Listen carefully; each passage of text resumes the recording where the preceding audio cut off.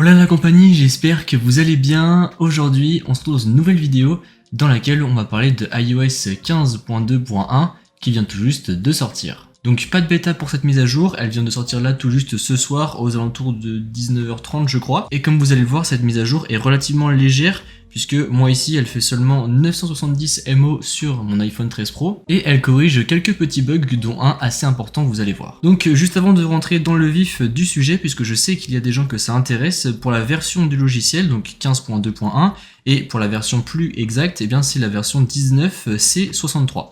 Voilà, comme ça vous savez exactement la version du logiciel. Pour le premier bug, ou devrais-je dire les premiers bugs, tout se passe dans l'application Messages, le premier étant que lorsqu'on envoyait des messages avec un lien iCloud, eh bien le contenu de ce lien, donc comme par exemple des photos, ne se chargeait tout simplement pas. Donc ça pouvait être un petit peu contraignant si vous utilisiez cette fonctionnalité, personnellement je ne l'utilisais jamais pour ma part, donc je ne peux pas trop vous dire. Et l'autre chose qui a été corrigée, c'est que, comme vous le savez peut-être, mais avec iMessage, vous pouvez informer l'autre personne avec qui vous conversez lorsque vous avez lu ces messages.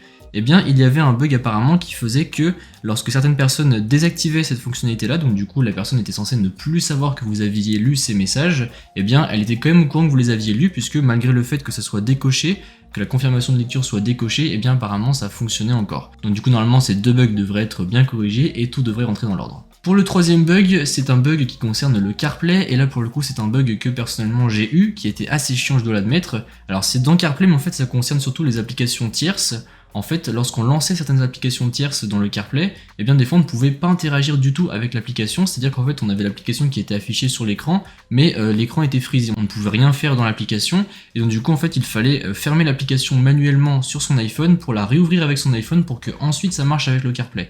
Et donc ça c'était un petit peu contraignant, je dois l'admettre, puisque du coup déjà c'est assez dangereux de prendre son téléphone au volant, de fermer l'application, puisque des fois c'est des applications dont on a besoin, comme par exemple le Waze. Mais du coup normalement ça devrait être corrigé, je ne peux malheureusement pas vous le dire tout de suite puisque je n'ai pas réutilisé ma voiture depuis que j'ai installé la mise à jour. Et pour le dernier bug, là pour le coup ça se passe dans l'application maison, et ce bug était très dangereux puisque en fait ça concernait la sécurité de votre iPhone et surtout de votre maison, du coup si jamais vous avez des appareils connectés. En effet, il y avait une faille que certains hackers pouvaient exploiter pour avoir le contrôle de vos appareils. Donc là on pourrait dire c'est pas trop grave si jamais j'ai que des lumières connectées, etc.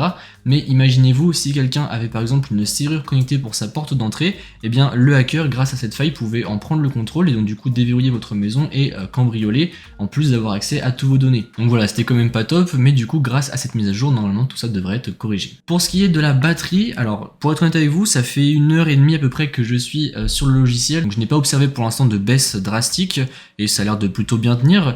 Mais d'ailleurs dites-moi si ça vous intéresse que je fasse des petites vidéos un petit peu de follow-up, donc quelques jours après les mises à jour, pour savoir s'il y a eu d'autres choses de corriger ou non qui n'étaient pas évoquées dans le patch note, pour savoir ce qu'il y en est de la batterie, de la fluidité, etc. etc. Je me posais la question l'autre jour, donc voilà, si c'est quelque chose qui vous intéresse, n'hésitez pas à me le dire dans les commentaires. Sur ce, c'est tout pour cette vidéo, j'espère qu'elle vous a plu. Si c'est le cas, comme d'habitude, n'hésitez pas à mettre un pouce bleu, à me suivre sur les réseaux sociaux qui se trouveront dans la description, et à vous abonner. Allez, salut!